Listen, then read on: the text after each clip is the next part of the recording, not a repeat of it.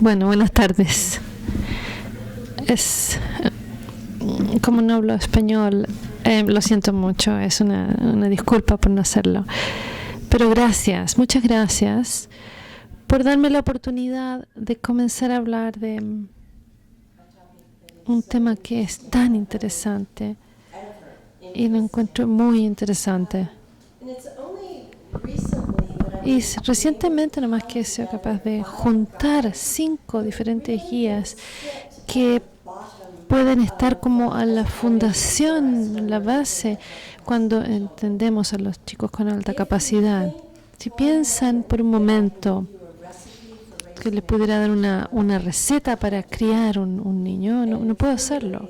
Y de verdad, si cualquiera cree que puede, no es posible escaparse de la crianza de un niño talentoso. Es difícil criar un niño con alta capacidad. Hay tantas diferentes cosas que llegan a la situación, tantos diferentes niños, ejemplos, etcétera. Entonces, hoy en día, espero poder entender, mostrarle algunas ideas para que puedan llevarse a casa, a las escuelas, y vamos a tratar de plantar estas semillas para que los estudiantes, como Elías, puedan prosperar en sus escuelas. Vamos a la siguiente. ¿Qué pasa en el camino del desarrollo de los niños con capacidades, que ayuda o previene el desarrollo de las habilidades? ¿Qué creen ustedes? ¿Qué pasa con un niño que no es muy talentoso en una clase, pero que al fin de su vida muestra que realmente tenían la capacidad de ser las cosas que se suponían que no?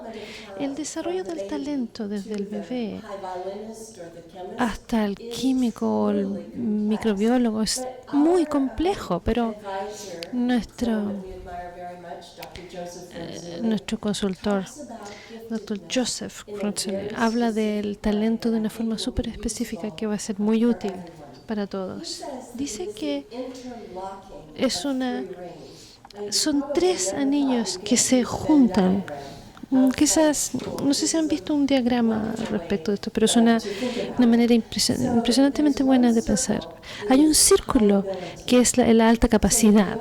Entonces, tu capacidad en un área específica es más que la de los 2 pares, la de los otros. Digamos, por ejemplo, un niño de 8 años lee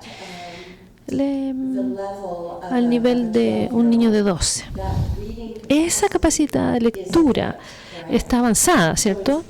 Entonces, entonces tienes esta alta capacidad y vamos a mezclar eso con el compromiso con las tareas. Y pensemos en el compromiso con las tareas como una luz blanca que ilumina todo, ¿cierto?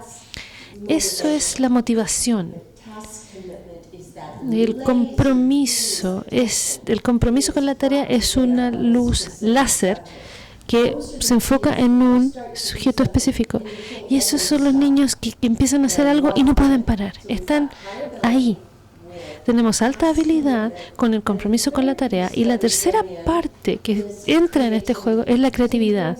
Entonces, tienes algo que creas, no replicas solamente. Si dices, yo veo esto especial acá, voy a agregar mi propio sabor a esto.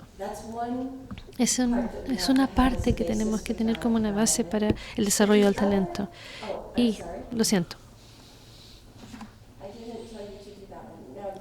No, una más. Esos son los 3 anillos, ¿cierto? Una más. No, siguiente. Antes, ahí. Sí, gracias. Reconocer los talentos y los dones puede ser confuso también. Estamos tratando de entender dónde se juntan y se traslapan los anillos, pero también sabemos que el desarrollo de los talentos en un niño puede ser en diferentes etapas, ¿no? Quizá no vemos ese talento aún. Es apenas una semilla bajo la tierra, ¿no?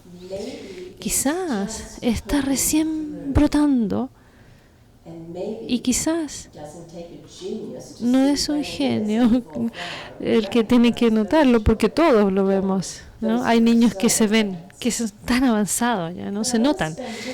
Pero voy a gastar un rato en el chico del medio. Esos niños que están recién emergiendo como un talento especial. Y piensen en las plantas, ¿no? Cuando la semilla está protegida y cuando florece tiene más fuerza y puede, por supuesto, soportar la lluvia, el viento. Pero cuando es tan tierna, nosotros como profesores y colegas tenemos que ser más protectores con ese brote tierno y cuidarlo. Estas son las 5 líneas directrices, las 5 guías que enfatizo en mi investigación y que he visto en mi experiencia. Y quiero poner esto con historias. Y al final hice una tarjeta que espero que haya suficiente. Y si no, les voy a dar el PDF después para que puedan tener un recordatorio de lo que hablamos hoy. Pero déjenme ver la lista rápidamente. La primera guía es conversación. Y quiero que hables entre ustedes y nunca paren de hablar. Que continúen tratando de probar cosas y refinar sus ideas, pero también hablar con los estudiantes y los niños. Que no hablemos con ellos o por ellos, sino que realmente hablemos con ellos y escuchemos las claves de lo que nos están diciendo ellos a nosotros. Elías habló de investigación y acción y vamos a hablar un poco más de eso, pero eso es también esencial.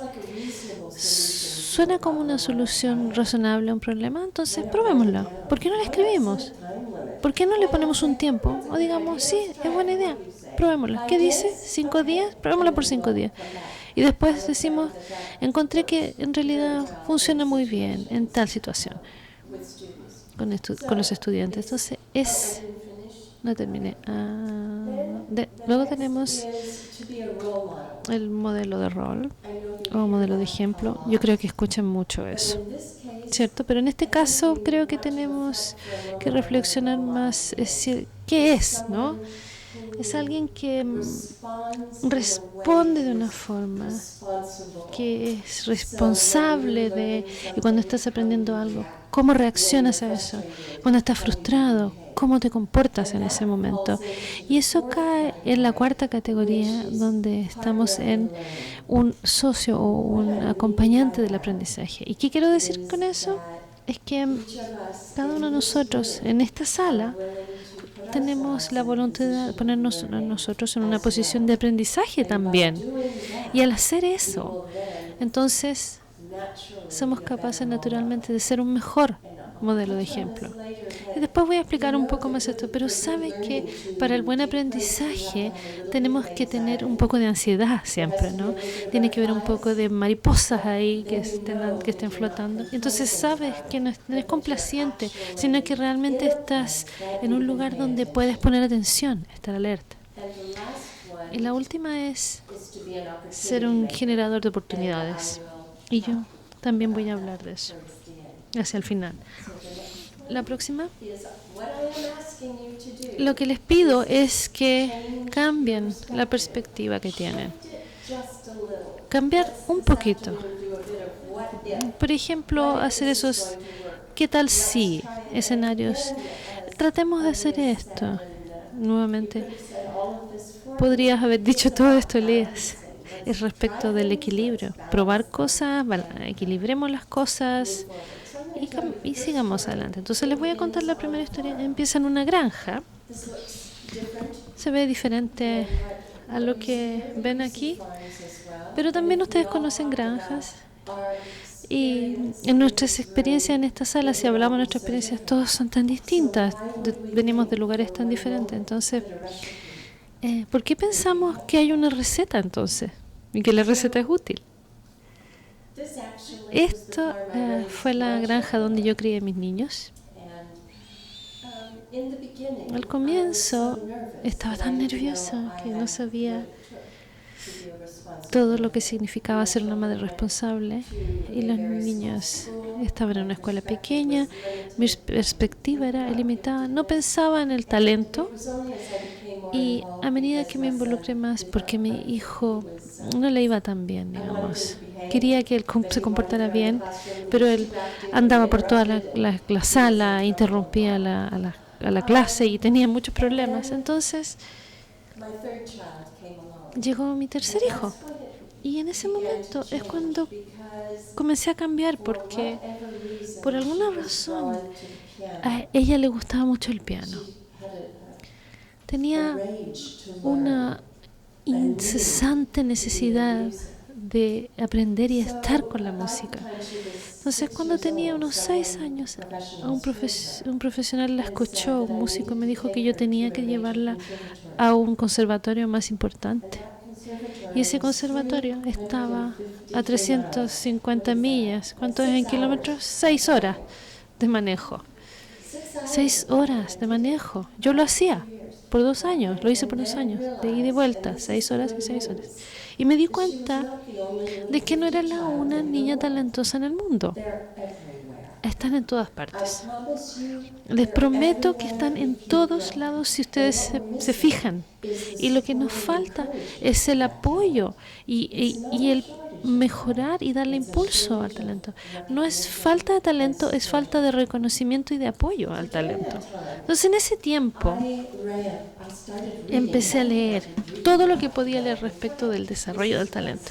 Este es un estudio que yo leí, no les voy a explicar bien, pero en ese estudio lo que aprendí es que no teníamos recursos que se mencionaban ahí necesarios, no teníamos el tipo de vida de familia que se necesitaba. Entonces, ¿qué tenía que hacer? ¿Rendirme? Era muy tarde. Yo ya estaba haciendo ya este manejo de 6 horas. Entonces, lo que hice fue empezamos con la casa de música, que era un hogar lejos del hogar para músicos jóvenes con mucho talento, con excepcionales talentos. Pusimos camas por todos lados. Había niños de Rumania, de China, de Taiwán, de Alemania, de Francia y de todas partes de Estados Unidos que venían. Y esta gente, estos jóvenes venían, y aquí comencé a aprender mucho respecto del desarrollo de los talentos. La próxima. Lo que era aquí muy impresionante, aquí están todos los alumnos. Lo que era impresionante era que eran tan distintos. Cada vez, aun cuando todos eran músicos de nivel excepcional, yo sabía que, yo sé qué niño va a venir. No, y venía un niño distinto, y cada vez era distinto. Entonces, hay un niño muy brillante, con mucho talento, que toca con una sinfonía y no podía llegar a la casa en el bus porque no se acordaba el bus que tenía que tomar todos los días. ¿O qué pasa con un músico que no puede leer a primera vista y que tiene que memorizar todo porque es malo para la lectura? ¿O qué pasa si es tan bueno técnicamente pero no es socialmente activo y son inadaptados a la escuela? ¿Tienen menos talento? No, tienen talentos distintos. Entonces, lo que pasó en la casa de música es que encontraban un lugar. Tuve la primera idea, lo importante que era la investigación-acción. Si yo no sabía, tenía que hablar con ellos en la conversación que les decía, y después tenía que tratar de probar cosas. Tenía que decir, bueno, veamos cuánto tiempo podemos hacer que esto funcione. Y la otra cosa que era súper esencial es que tenían un lugar para conectarse. En sus comunidades de residencia, cada uno de estos niños estaban solos y algunos eran inadaptados, marginalizados. Entonces, aquí conformamos una comunidad y les dije, consideren cómo encontrar lugares para que los niños talentosos puedan estar juntos y encontrar pares que estén en su área de interés y puedan sentirse parte de un grupo. Esas eran las dos primeras, investigación, acción y conversación.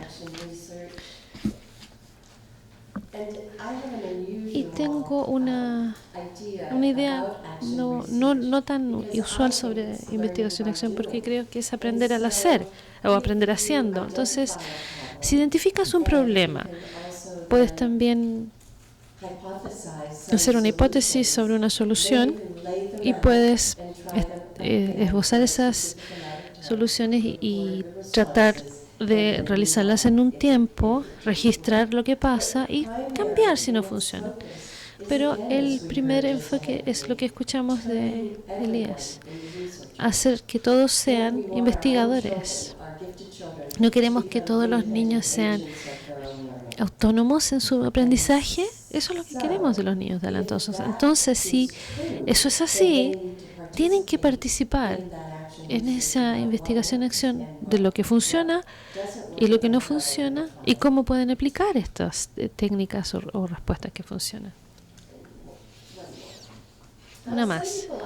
Algunas personas me preguntan qué pasó con ellos. Muchos de ellos se convirtieron en músicos, pero no todos. Incluso con ese nivel de capacidad, algunos son doctores, ingenieros, profesores, empresarios. Tenemos muchos ingenieros en el grupo y un empresario y un abogado. Pero debido a ello, yo me cambié de país para hacer trabajo en desarrollo de talento. Y ahí conocí talentosos profesionales como Sally Reese, y estuve trabajando en el centro NIC para educación de niños talentosos y desarrollo de talentos.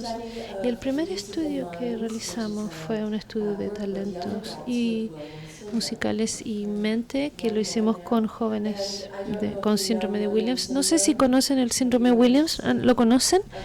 ¿Han visto personas con el síndrome de Williams? Tienen un sentido muy agudo de audición. La gente piensa que hablan, son muy sociales, tienen unas memorias fenomenales, son muy rítmicos y tienen el tono perfecto y la entonación perfecta, 10 veces más que las personas normales. Estos niños tienen todas estas cualidades fantásticas y les va muy mal en las escalas de inteligencia, como síndrome de Down. El síndrome de Williams es bastante variado en los perfiles, pero bajo.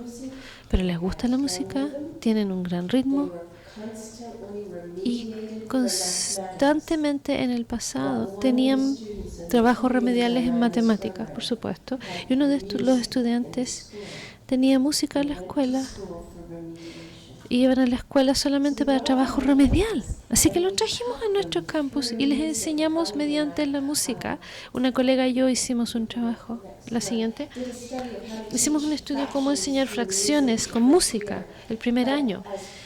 Y como parte de este trabajo también fueron capaces de tocar y mejorar y los otros empezaron a verlos en lo que podían hacer y no en lo que no podían hacer. El enfoque estaba en lo que podían hacer. Estábamos en la cafetería y tocaban. Y era investigación-acción. Nos conocimos con los profesores y les decíamos, ¿cómo podemos conectarnos mejor? ¿Cómo podemos seguir mejorando nuestro trabajo? Entonces, después de esa investigación, empecé mi investigación de disertación, trabajando con Sally Reese también, y tuve el gran privilegio. Y justo habían terminado, justo terminaron las Olimpiadas en Brasil, ¿cierto? En Brasil. Pero estudiamos nosotros, atletas olímpicas mujeres, 394, y pudimos entrevistarlas en esa época y encontrar qué es lo que pensaban que era tan esencial en el desarrollo de sus talentos. Y mi enfoque principal era compararse con, ¿no? Para poder definir. Entonces quería encontrar esas respuestas. Y las preguntas de investigación eran: ¿qué influencias eran percibidas como influencias que te apoyaban en el desarrollo de este talento y cuál era el impacto percibido de este apoyo de los padres? me di cuenta, la parte roja abajo, no sé si se ve, ahí, la parte de abajo.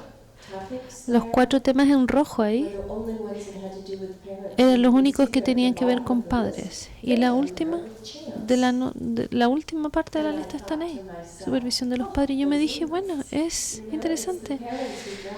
Son los padres los que los llevan, los que los alimentan y los cuidan, pero no lo que los atletas olímpicos veían, porque tenían ese nivel de desarrollo, era que la responsabilidad era de ellos mismos. Y entonces ellos miraban a cómo ellos podían perseverar, cómo ellos mismos podían practicar más. Y esas cualidades personales que eran esenciales para ellos y que tenían que practicar más. Yo estaba tan preocupada de que los padres no tenían un lugar en este desarrollo el del talento. Decidí investigar más por qué decían eso. Y aquí hay una clave muy grande para el desarrollo del talento. Yo ya dije eso. 2 más, por favor, bien rápido. Esa misma. La razón es porque empezaron a tener mejores puntajes era porque les gustaba y eran buenos. Eran los factores significativos de todas las listas del cuestionario. ¿Podemos volver atrás? Esta es intersección mágica de me gusta y soy bueno. Si eres bueno y no te importa, puedes no poner la práctica y el tiempo que necesitas. Y no persistes nomás en la misma forma. Si no eres tan bueno, pero te interesa y te gusta, puedes persistir y puedes practicar, pero es muy difícil que llegues a un nivel más alto o al más alto nivel. Entonces, 2 más. Sí. El siguiente. Gracias. Entonces, lo que decimos es que espero que esto se traduzca, digamos, en su mente, porque esa gran es el entusiasmo, el compromiso y la emoción de aprender. Y encontramos que había un enriquecimiento. Y cuando poníamos todos juntos nos llevaba al logro. No al revés. Primero teníamos que comprometernos, involucrarnos. Teníamos que tener ese entusiasmo y después ese entusiasmo, ese gozo. Y recuerden el modelo de rol. Si estamos comprometidos y estamos contentos y entusiasmados con lo que estamos haciendo en la clase o en compartir lo que estamos haciendo con nuestra investigación o nuestro trabajo, con nuestro hobby, entonces somos el modelo de rol que va a inspirar a un niño. Buen aprendizaje empieza con la diversión. Luego, una parte muy rápida la tengo acá, creo que tengo 10 minutos más, ¿sí? Ah, qué bien. No tan rápido entonces, ya, esta es mi parte favorita. Vygotsky. ¿Cuántos conocen a Vygotsky? La zona de desarrollo proximal, muy bien. Piensen en eso.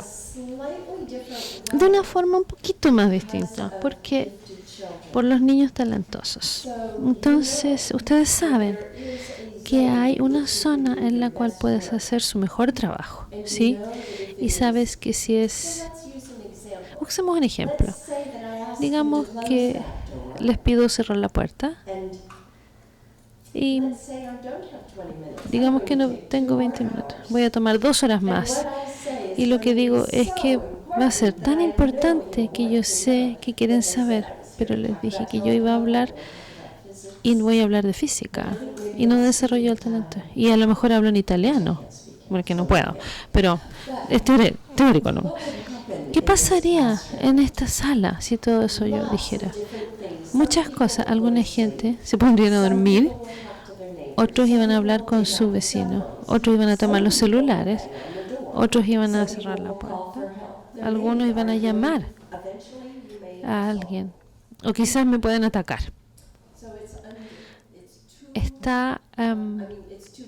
Es muy difícil porque no entienden lo que estoy haciendo.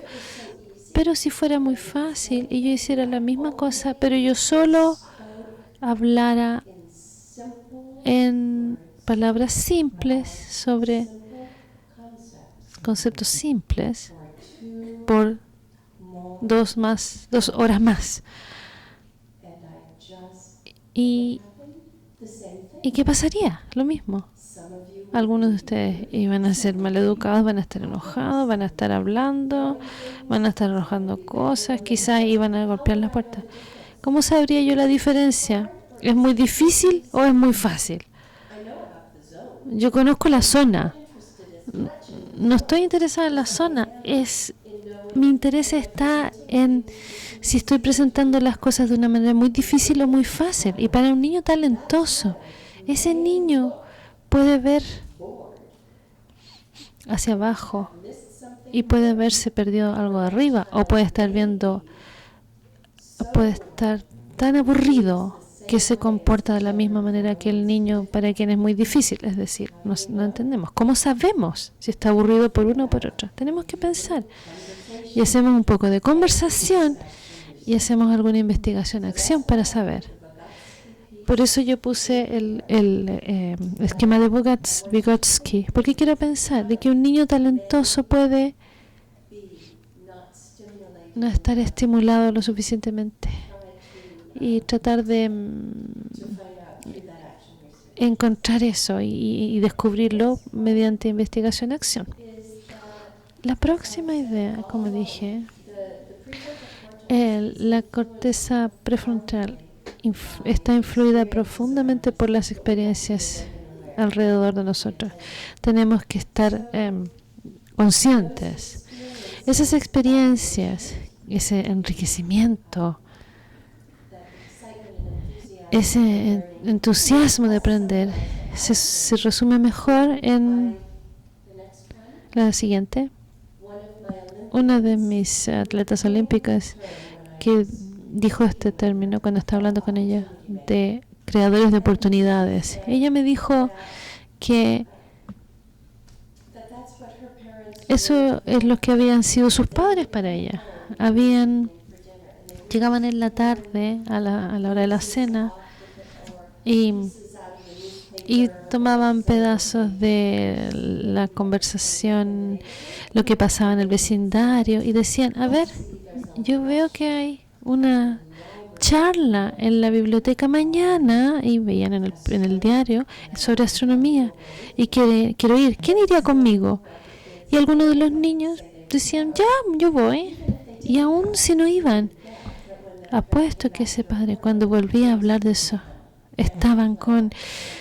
lo hacía con entusiasmo y hacía grandes presentaciones de eso, de la charla a la que había ido. Una noche vino el papá y dijo, me di cuenta que hay unas pruebas de trineo. ¿A quién le gustaría ir? Y nadie quiso. Y Erin dijo, se sintió un poco triste con el papá. Yo voy. ¿Pero qué es lo que es este trineo? Bueno, vamos a ver. Y fueron, y ella dijo que desde el momento en que se sintió bajando por el hielo fue cautivada. Ella decidió no ir a la tercera cita olímpica porque era muy peligroso y quería poder tener un cuerpo para tener bebés, pero eso no fue su tercera olimpiada. Pero es la idea de creación de oportunidades que estos padres traían a la casa, traían ideas y veían qué resonaba con los niños y qué no. Y cuando nosotros, como modelo de rol o de ejemplo, somos capaces de explorar y adaptarnos y ser flexibles para dar experiencias educacionales que calzan con ese niño, en ese momento entonces podemos ayudar a los niños a aprender el valor del trabajo duro y la perseverancia. Entonces, les llamamos la atención a esto y los hacemos que se encanten. Encuentro una manera de que se interesen y que se sientan capaces de hacerlo. Estas historias que les he contado son algunas de las que me han pasado, y seguro que hay algunas que ustedes han visto o escuchado, vivenciado, pero la clave acá es darse cuenta y hablar y ver en los niños qué es lo que pueden convertirse y no descontar lo que no pueden hacer, ¿no? El generador de oportunidad, ¿no? Quiero de nuevo destacar nuestro rol como modelo y también ser el socio de aprendizaje, el acompañante, que es hacer tú algo nuevo. Aprendí eso de uno de mis niños de la casa de música, un niño de Rumania que no estaba trabajando. Yo creo que estaba un poco abrumado por todo esto, ¿no? Y yo le pedí que hiciera la tarea y me dijo, ¿por qué debiera hacer la tarea? ¿Qué haces tú? ¿Quién cuando no quieres algo? Yo hago cosas todos los días. ¿Pero qué aprendes nuevo tú? Y yo dije, bueno, no sé. ¿Y qué no haces? Yo sería muy mala para hacer malabarismo. Entonces, te desafío a hacer malabarismo. Entonces, ahora puedo hacerlo. No les puedo mostrar ahora, pero sí lo puedo hacer. Entonces, hice este malabarismo. Aprendí a hacer malabarismo. Y él aprendió matemática. Entonces, él podía verme luchando. Y él también estaba luchando. Y compartíamos esas experiencias de lucha por aprender. Finalmente les pregunto y les pido a todos, espero que tomen esa frase de creadores de oportunidad y vean alrededor de ustedes y sus comunidades opciones que van a traer esta luz sobre los niños para descubrirse. Gracias. ¿Hay preguntas?